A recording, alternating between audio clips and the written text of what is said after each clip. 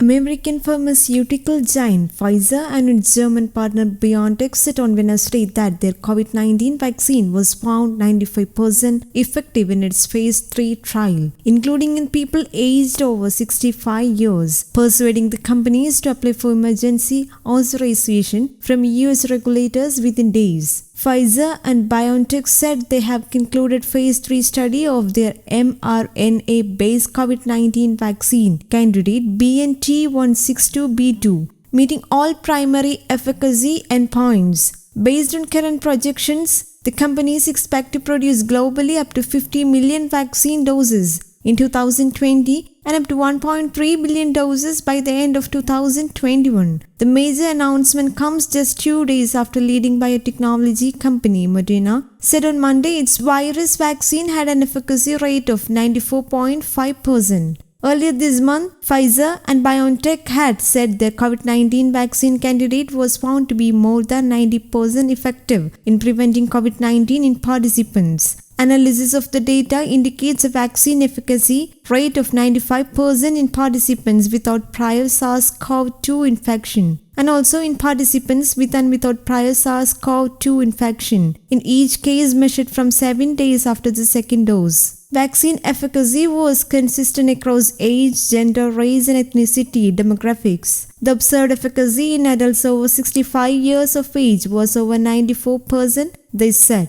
The study results mark an important step in this historic 8-month journey to bring forward a vaccine capable of helping to end this devastating pandemic. We continue to move at the speed of science to compile all the data collected thus far and share with regulators around the world, said Dr. Albert Bourla, Pfizer chairman and CEO.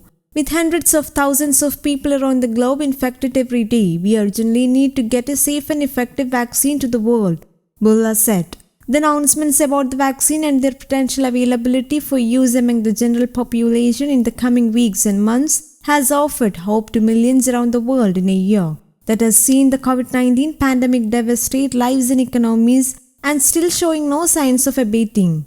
So far, the coronavirus pandemic has infected more than 55 million people around the world and killed more than 1.3 million people even as governments implemented strict lockdowns and restrictions to slow the spread of the virus that originated in the Chinese city of Wuhan.